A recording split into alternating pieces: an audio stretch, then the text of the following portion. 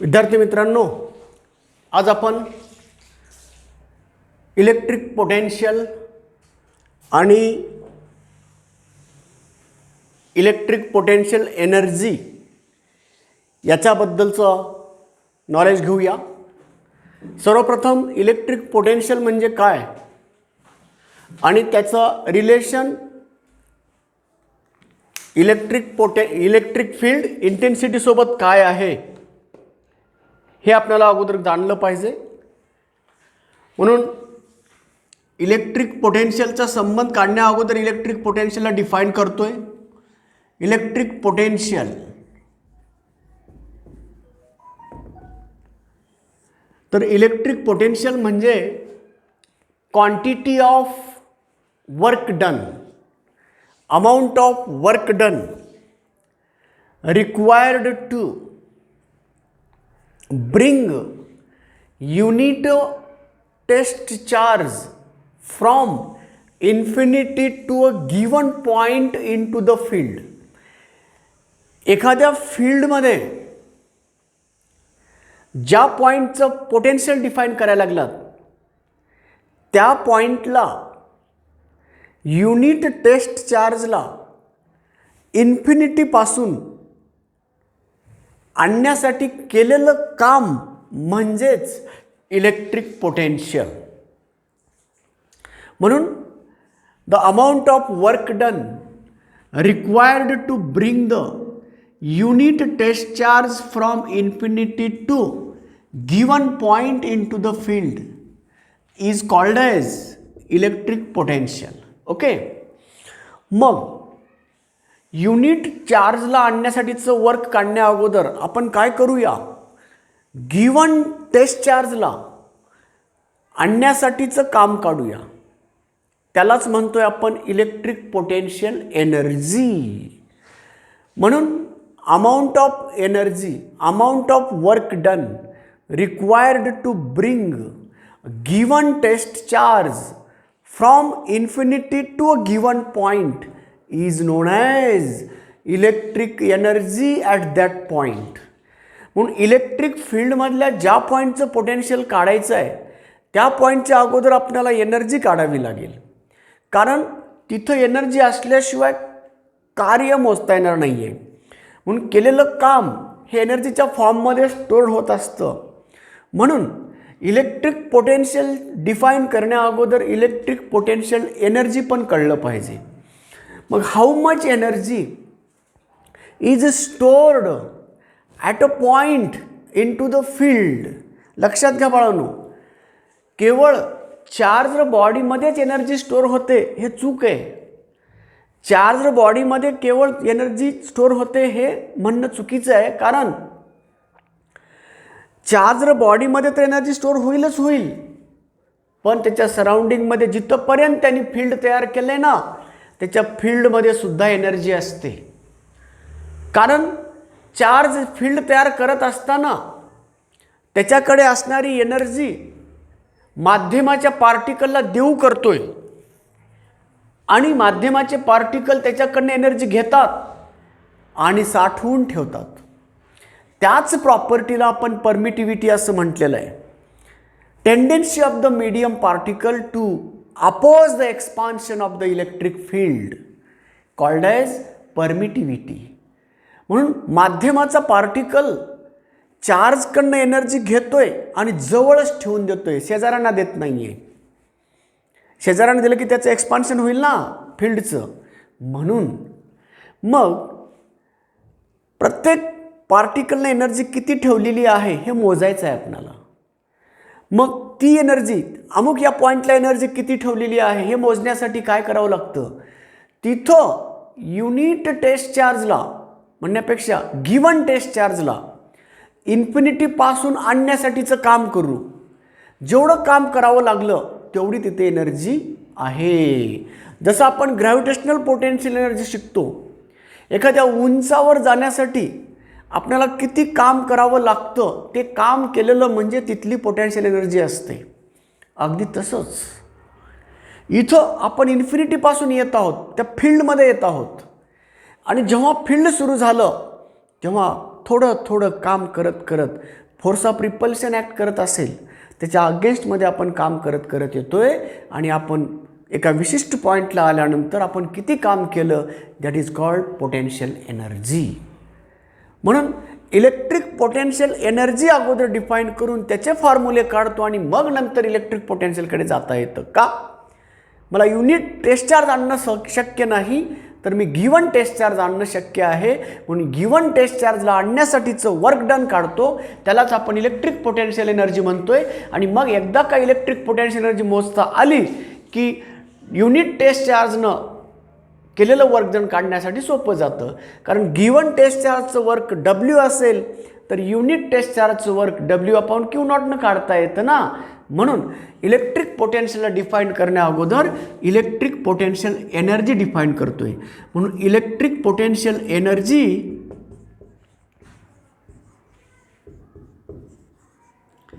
Energy आता पहा मला डिफाईन करायचं आहे electric potential energy at this point P which is inside the field due to point charge. आता Q पॉईंट चार्जनं तयार केलेल्या फील्डमध्ये P पॉईंटला एनर्जी किती आहे ते मोजायचं आहे मला. तर मग चला कुठं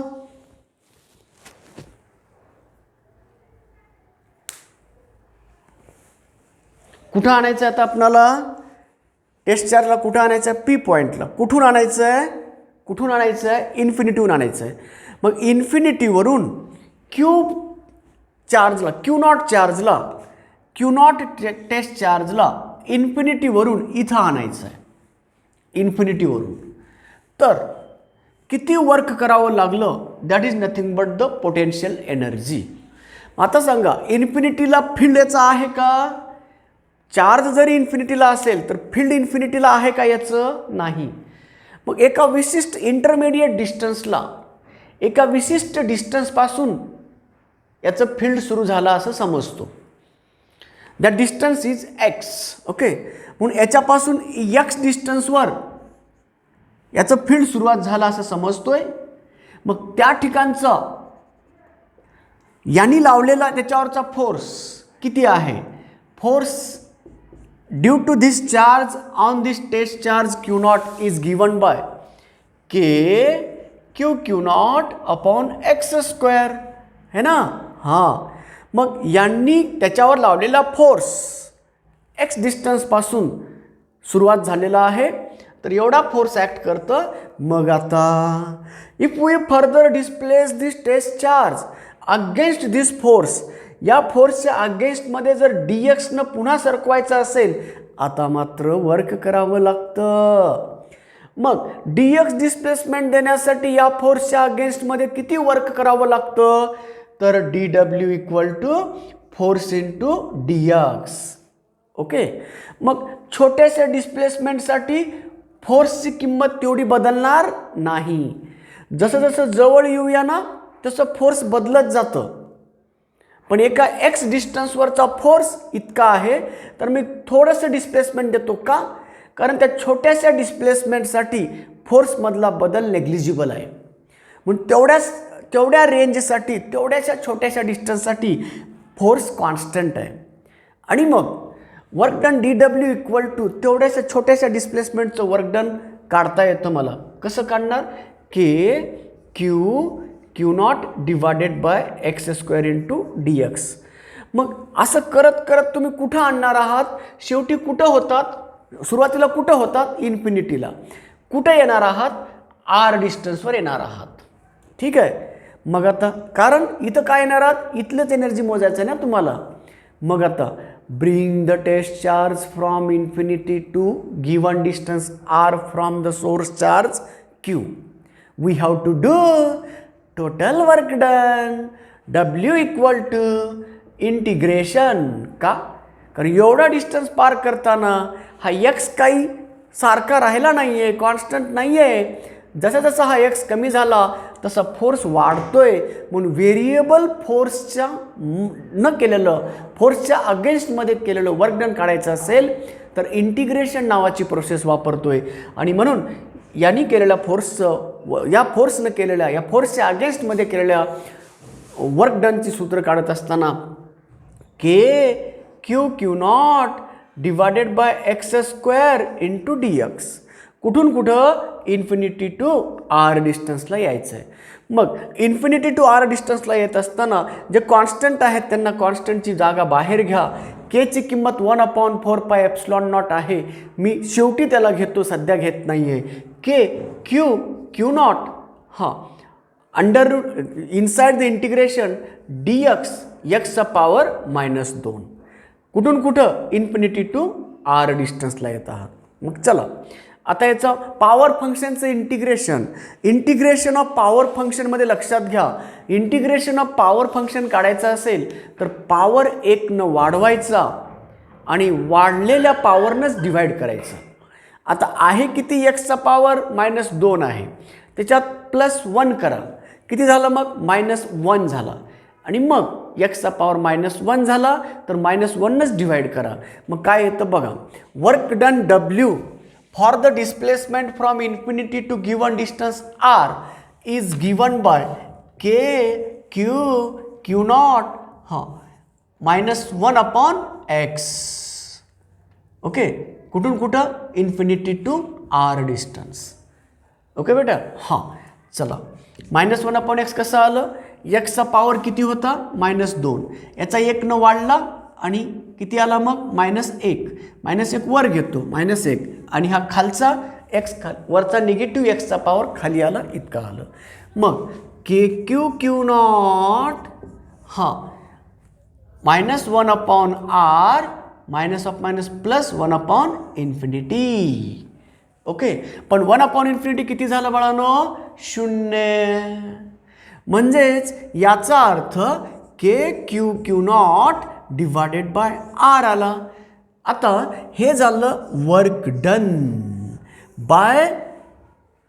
bye external agent to bring test charge q naught from infinity to given distance. Okay, आता इथं प्लस का झालं, इथं बघा आपण कुणाच्या अगेन्स्टमध्ये काम करायला लागले, फोर्सच्या. माइनस. ओके बेटा, ये माइनस और ये माइनस बन गया plus. And this much work is stored in the form of electric potential energy.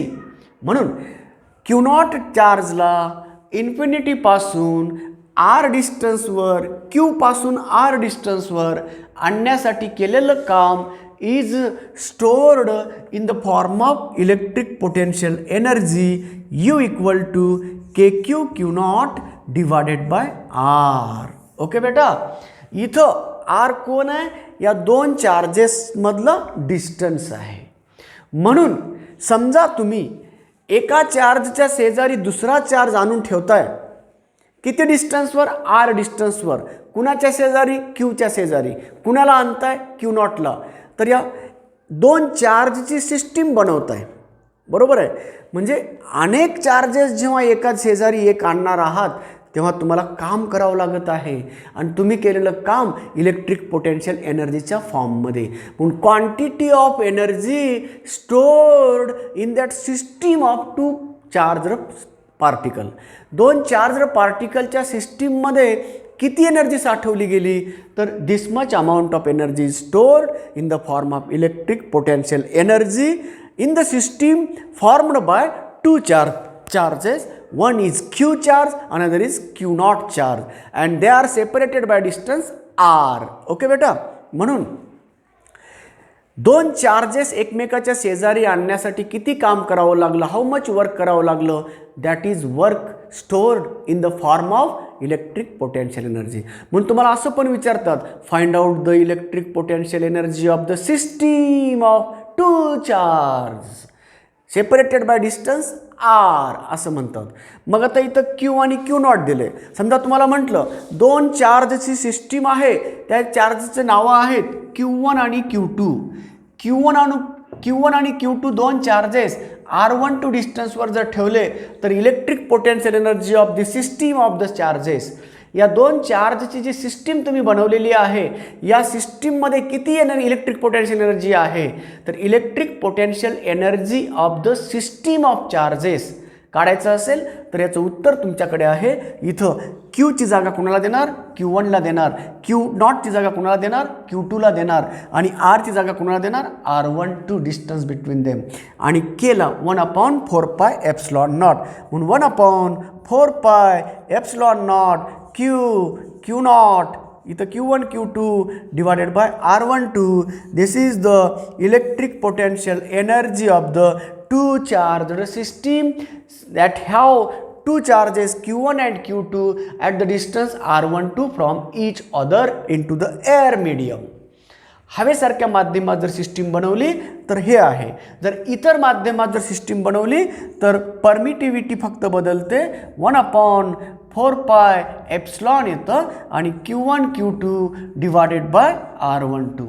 मग इथं एप्सिलॉनची जागा कोण देणार, mu epsilon naught into epsilon R किंवा डायलेक्ट्रिक कॉन्स्टंट के.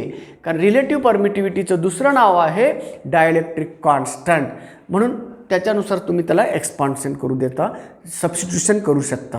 तर विद्यार्थी मित्रांनो, electric potential energy of two charge system झाली. ओके, मग आता दोन चार्जर सिस्टीमची इलेक्ट्रिक पोटेन्शियल एनर्जी माहीत असेल तर आता तीन चार्जर सिस्टीमची काय असणार आहे, म्हणजेच चार चार्जेसची काय राहणार आहे. आणि अशा अनेक चार्जेसची जर सिस्टीम बनवली तर टोटल इलेक्ट्रिक पोटेन्शियल एनर्जी काढायचं म्हटल्यानंतर या सर्वांची काय करणार, ॲडिशन.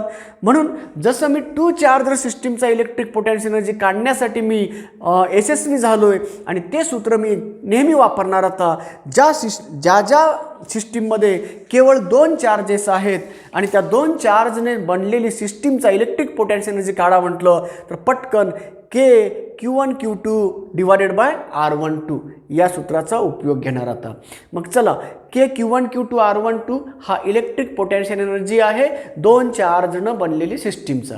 आता तीन चार्जनं बनलेल्या सिस्टीमचा इलेक्ट्रिक पोटेन्शियल एनर्जी काय असणार आहे, तर त्यासाठी मला सांगा विद्यार्थ्यांनो, पहिला चार्ज जर आणत असताना तुम्हाला काम करावं लागलं का, नाही. हां, जेव्हा Q2 चार्जला Q1 चार्जच्या फील्डमध्ये आणण्यासाठी काम करावं लागलं तुम्हाला.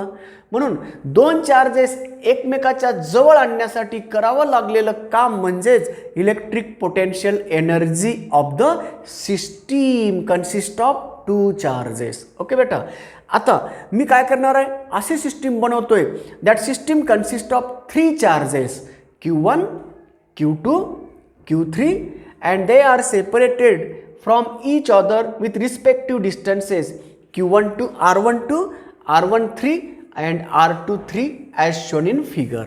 आता मी काय करतोय, तीन चार्जची सिस्टीम बनवतोय. एक चार्ज Q1 आहे, दुसरा चार्ज Q2 आहे, तिसरा चार्ज Q3 आहे आणि Q1 आणि Q2 मधला डिस्टन्स R12 घेतोय, Q1 आणि Q3 मधला डिस्टन्स R13 घेतोय आणि Q2 आणि Q3 मधला डिस्टन्स R23 घेतोय. ओके बाळांनो, म्हणून electric potential energy of system consist of three charges. तीन चार्जेसनं बनवलेल्या सिस्टीमचा इलेक्ट्रिक पोटेन्शियल एनर्जी काढायचा आहे आपल्याला. म्हणून electric potential energy of three charge system. Suppose Q1 is the one charge, Q2 is the another charge, Q3 is the next charge. If Q1 and Q2 have separation R12, Q1 and Q3 have separation R13 and Q2 and Q3 have separation R23. Then see here, how much work is done to bring the Q2 near the Q1. सुरुवातीला Q1 आणायला लागलात, फक्त स्वतः एकटा Q1 आला तर Q1 कुणाच्या दुसऱ्याच्या फील्डमध्ये आलाय का, नाही. म्हणून त्याला आणण्यासाठी काम करावं लागलं का, नाही. म्हणून Q1ला आणण्यासाठी काहीच काम करावं लागलं नाही का, त्याला कुणाच्या फील्डमध्ये घुसवलंच नाही ना तुम्ही, तो स्वतंत्र आहे एकटा. आता मात्र Q2ला आणण्यासाठी तुम्हाला काम करावं लागलं का, Q2ला कुणाच्या फील्डमध्ये आणले तुम्ही, Q1ला. म्हणजे तीन चार्जची सिस्टीम बनवायचं म्हटल्यानंतर एकदाच तिघांना आणता येत नाही. अगोदर Q1ला आणा, काम करावं लागलं का, नाही, शून्य काम करावं लागलं. नंतर Q2ला आणा, कुठून, इन्फिनिटीपासून Q2ला आणा, मग कुठं आणून ठेवा, R12 डिस्टन्सवर आणून ठेवलं. काम करावं लागलं. किती काम करावं लागलं तर that work done is called as electric potential energy of these two charge system. U12 equal to K Q1 Q2 divided by R12. Right बेटा. हां, आता मग याला आणलं. मग आता पुन्हा कुणाला आणायचं आहे? Q3ला आणायचं आहे. कुठून? इन्फिनिटीपासून. कुठं? या ठिकाणी आणायचं आहे. मग आता दोघं अपोज करणार. हा पण अपोज करणार, हा पण अपोज करणार. मग याच्या अगेन्स्टमध्ये करावं लागलेलं काम आणि याच्या अगेन्स्टमध्ये करावं लागलेलं काम म्हणजे दोन फॉर्म्युले येणार. 2 वर्क डन केले ना, 2 फॉर्म्युले येणार. म्हणून एकूण किती टर्म राहणार? 3 टर्म राहणार. म्हणून याला आणते वेळेस केलेलं काम. आता याला आणताना मात्र किती जणांच्या अगेन्स्टमध्ये आणावं लागलं? दोघांच्या अगेन्स्टमध्ये. म्हणून work done to bring the Q3 against Q1 and Q2 is given by U13 याच्या अगेन्स्टमध्ये केलेलं काम U13 के Q1 Q3 अपॉन R13 आणि याच्या अगेन्स्टमध्ये केलेलं काम U23 equal to K Q2 Q3 upon R23. मग शेवटी टोटल सिस्टीमचा एनर्जी काढायचं ना. म्हणून total potential energy, total electric potential energy of the system is given by U12 plus U13 plus U23 आणि मग शेवटी K कॉमन निघतं. मग Q1 Q2 divided by R12 plus Q1 Q3 divided by R13 plus Q2 Q3 divided by R23. This is the expression for electric potential energy of the 3 charged system. 3 चार्जनं बनलेल्या सिस्टीमचा electric potential energy असा काढायचा. Right बेटा no. हां, आता समजा Q4 charge आणला म्हणजे किती चार्जड सिस्टीम आहे? 4 चार्जची सिस्टीम. आता सांगा बाळांनो, Q3ला आणण्यासाठी करावं लागलेलं काम म्हणलं ते ऑलरेडी हे तिघं तर राहणारच. आता हा अंतर R24, हा R34, हा R14. मग याला आणताना किती जणांच्या अगेन्स्टमध्ये काम करावं लागतं? तिघांच्या. चौथ्याला आणताना तिघांच्या याच्यामधलं काम करायचं, तिघाच्या अगेन्स्टमध्ये काम करावं लागतं. पाचव्याला आणताना 4 जणांच्या अगेन्स्टमध्ये काम करावं लागतं. म्हणजे ऑलरेडी ते तर राहणारच. आता याच्यात किती टर्म ॲड होणार? 3. का? किती जणांच्या अगेन्स्टमध्ये काम करावं लागले? तिघांच्या. ऑलरेडी किती टर्म आहेत? 3. आणि आता किती येणार? पुन्हा 3 येणार. म्हणजे नेक्स्ट चार्ज कितव्या नंबरचा चार्ज ॲड करणार त्याच्यावरून नंबर ऑफ टर्म कळतात आपणाला. चौथ्या नंबरचा जर ॲड करायचा असेल तर ऑलरेडी किती आहे? 3. तर आता किती ॲड होणार? पुन्हा 3 ॲड होणार. 3 अधिक 3 किती झालं? 6 टर्म येणार याच्यामध्ये. आता 7व्या नंबरचा जर ॲड करायचा असेल, 7व्या नंबरचा जर चार्ज ॲड करायचा असेल तर 6व्यापर्यंत तुम्हाला माहीत असल्या तर 6व्यापर्यंतच्या एनर्जीमध्ये 7वा ॲड करत असताना किती टर्म ॲड करावं लागणार? पुन्हा 6 टर्म ॲड करावं लागणार. कारण 7व्याला आणताना किती जणांच्या अगेन्स्टमध्ये काम करावं लागतं? 6. ओके. म्हणून असं म्हणून कसं किती टर्म असतात त्याच्यानुसार आपण जस्टिफाय करू शकतो. म्हणून पहिल्याला आणण्यासाठी नो वर्क डन, दुसऱ्याला आणण्यासाठी 1 टर्म, तिसऱ्याला आणण्यासाठी 3 टर्म, चौथ्याला आणण्यासाठी आता ऑलरेडी 3 आहे त्याच्यात पुन्हा 3 ॲड होणार, 6 टर्म. पाचवाला आणण्यासाठी ऑलरेडी 6 आहेत ना, आणखी किती ॲड करणार तुम्ही? 5व्याला अंतामध्ये 4 ॲड करणार म्हणजे 6 अधिक 4 10 झाल्या. बरं, कितव्याला आणले तुम्ही? 5व्याला आणले. 6व्याला आणण्यासाठी किती करणार? आता ऑलरेडी 10 आहेत तर 6व्याला आणण्यासाठी 5 ॲड करणार 15 टर्म. 6व्याला आणण्यासाठी 15 टर्म. 7व्याला आणण्यासाठी आता सांगा बरं 15 मध्ये किती ॲड करणार? 15 अधिक 6 किती झालं मग? 21 टर्म. ओके. 8व्याला आणण्यासाठी किती करणार? आता 7व्याला किती करावं लागलं? 21. त्याच्यात आता 8व्याला आणण्यासाठी किती ॲड करायचं? 7 म्हणजे 21 अधिक 7 28. अशा number of terms including that expression for electric potential energy of the system of charges. Okay बेटा नो. तर हे electric potential energy of the isolated charge system म्हणजेच आयसोलेटेड म्हणजे मुक्त सेपरेट इथं Q1, इथं Q2, इथं Q3, इथं Q4 एकाच बॉडीवर नाहीत बरं हे.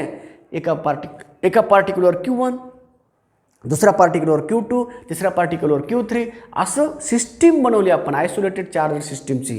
तर अशा एनर्जीचं एक्सप्रेशन काढलं तर electric potential energy of a isolated charge system इथं संपलं. म्हणून इलेक्ट्रिक पोटेन्शियल एनर्जी झाल्यानंतर आता जाऊया आपण इलेक्ट्रिक पोटेन्शियल. मग आता सांगा Q0ला Q पासून R डिस्टन्सवर आणण्यासाठी केलेलं वर्क डन म्हणजे इलेक्ट्रिक पोटेन्शियल एनर्जी आहे. मग युनिटला आणण्यासाठी केलेलं किती म्हणलं तर या वर्क डनला कशाने डिवाइड करणार टेस्ट चार्ज Q0नं. तर युनिट टेस्ट चार्जला आणण्यासाठीचं वर्क डन भेटणार. म्हणून युनिट टेस्ट चार्जला आणण्यासाठी केलेलं काम त्याला आपण म्हणतोय इलेक्ट्रिक पोटेन्शियल. म्हणून electric potential at a given distance from source charge Q. Okay बेटा. म्हणून इलेक्ट्रिक पोटेन्शियलला आता डिफाईन करतोय आणि त्याचं सूत्र पण काढतोय इलेक्ट्रिक पोटेन्शियल. आता इलेक्ट्रिक पोटेन्शियलकडे जाण्यासाठी कुठलीच अडचण येणार नाही आपल्याला. का? कारण इलेक्ट्रिक पोटेन्शियल एनर्जी ऑलरेडी आपण शिकलोत. म्हणून आता सांगा Q चार्ज आहेत, सोर्स चार्ज आहेत आणि फील्ड तयार केलं आहे आणि याच्यापासून R डिस्टन्सवर तुम्हाला P पॉईंटला काय मोजायचं आहे पोटेन्शियल मोजायचं आहे. तर Q0ला इन्फिनिटीपासून इथं आणण्यासाठीचं वर्क डन तुम्हाला माहीत आहे. म्हणून इलेक्ट्रिक वर्क डन W बरोबर काय केलं तुम्ही Q0 अपॉन डिस्टन्स किती R केलं ना. हे काढलं ना आपण आत्ता. मग सांगा एवढं काम कुणाला आणण्यासाठी केलं आहे Q0ला. कुठून इन्फिनिटीहून. कुठं R डिस्टन्सवर. कुणाच्या फील्डमध्ये Qच्या फील्डमध्ये. याला काय म्हणायचं सोर्स चार्ज, याला काय म्हणायचं टेस्ट चार्ज. मग एवढं काम कुणाला आणण्यासाठी केलं आणि कुठं आणण्यासाठी केलंय इन्फिनिटीपासून R डिस्टन्सवर आणण्यासाठी केलंय. कुणाला Q0ला. मग इलेक्ट्रिक पोटेन्शियल डिफाईन करायचं म्हणजे काय करावं लागेल युनिट टेस्ट चार्जला आणण्यासाठीचं. मग Q0ला आणण्यासाठी W तर युनिटला आणण्यासाठी किती तर W अपॉन Q0 आणि म्हणून that is nothing but electric potential W upon Q0. This is an basic expression for the electric potential by the definition. By the definition ना आलेला हा इलेक्ट्रिक पोटेन्शियलचा फॉर्म्युला आहे, बेसिक फॉर्म्युला आहे. मग electric potential म्हणजे काय तर युनिट टेस्ट चार्जला इन्फिनिटीपासून एका गिवन पॉईंटला आणण्यासाठीचं केलेलं काम. ओके. मग आता सूत्र कसं काढलं तर Q0ला आणण्यासाठीचं काम मला माहीत आहे तर युनिट टेस्ट चार्जला आणण्यासाठीचं काम मी काढू शकतो. म्हणून या Wला Q0नं डिवाइड केलं तर KQ डिवाइडेड बाय काय येतं R. ओके. पण अगोदर मी त्याला डिफाईन केलं आहे. आता मी याचं सूत्र काढलं आहे, युनिट सांगतोय, डायमेन्शन काढता आलं पाहिजे. मग चला what are the dimensions of electric potential. आता डायमेन्शन ऑफ इलेक्ट्रिक पोटेन्शियल काढायचं म्हणजे वर्कचे डायमेन्शन माहीत आहेत, चार्जचे डायमेन्शन मला माहीत आहेत. मग dimensions of electric potential are M1 L2 T-2 upon I-T. कारण charge current into temperature time असतं म्हणून हे घेतलं. मग हा वर घेतला M1 L2 T-3 I-1 are the dimensions of electric potential. The unit of electric potential is joule per coulomb. त्यालाच होल्ट म्हणतो आपण, होल्ट. ओके. तर 1 joule per coulomb, 1 coulomb is called as 1 volt. म्हणून इलेक्ट्रिक पोटेन्शियलचं unit आहे volt. Okay. म्हणून 1 volt म्हणजे 1 joule 1 coulomb चार्जला इन्फिनिटीपासून गिवन पॉईंटला आणण्यासाठी 1 जूल काम करावं लागलं असेल तर त्या पॉईंटचं पोटेन्शियल 1 व्होल्ट आहे असं म्हणा. ओके बेटा. हां. मग युनिट झालं, डायमेन्शन झालं, आता फॉर्म्युला पण झाला, बेसिक फॉर्म्युला. आता पुढचं काम आहे आपणाला काय करायचं आहे आता एक्सप्रेशन काढायचं आहे पोटेन्शियलचे. कुठलं तर फील्ड कुणाचं आहे त्याच्यानुसार वेगवेगळे एक्सप्रेशन्स काढायचे आहे. मग आता electric potential at the point inside the field due to point electric charge. Point electric चार्जनं तयार केलेल्या फील्डमध्ये पॉईंट इलेक्ट्रिक चार्जनं तयार केलेल्या फील्डमध्ये ॲट अ गिवन पॉईंटला पोटेन्शियल किती आहे ते काढूया. नंतर relation between electric potential and intensity. का? कारण की आता पुन्हा गॉस थेरमकडे जाण्याची गरज पडणार नाही आपल्याला, कुलम्स लॉकडे जाण्याची गरज पडणार नाही. का? जर पोटेन्शियलचं रिलेशन जर इंटेन्सिटीसोबत माहीत झालं, इलेक्ट्रिक फील्ड इंटेन्सिटीसोबतचं जर रिलेशन माहीत झालं, तर आपण ज्यांच्या इलेक्ट्रिक फील्ड इंटेन्सिटी काढून ठेवलेल्या आहेत त्यांचा उपयोग घेता येतं ना आपणाला. म्हणून ज्यांची इलेक्ट्रिक फील्ड इंटेन्सिटी माहीत आहे त्याचं इलेक्ट्रिक पोटेन्शियल काढण्यासाठी दोघातला रिलेशन कळला की संपलं, आपलं काम खूप इझी झालं आणि तेच काम आपल्याला करायचं आहे. म्हणून इलेक्ट्रिक पोटेन्शियलला मी डिफाईन केलं आहे, त्याचा फॉर्म्युला काढलं आहे, त्याचं युनिट सांगितलं आहे, त्याचे डायमेन्शन सांगितले आहेत. एवढंच नाही, it is a scalar quantity आहे. It does not have direction, याला दिशा नसते, फक्त मॅग्निट्यूड असतं आणि म्हणून it is a scalar quantity. Okay. मग निगेटिव्ह चार्जनं तयार केलेलं पोटेन्शियल निगेटिव्ह असेल, पॉझिटिव्ह चार्जनं तयार केलेलं पोटेन्शियल पॉझिटिव्ह असेल. प्लस आणि मायनस डायरेक्शन नाही, तिथं नेचर आहे.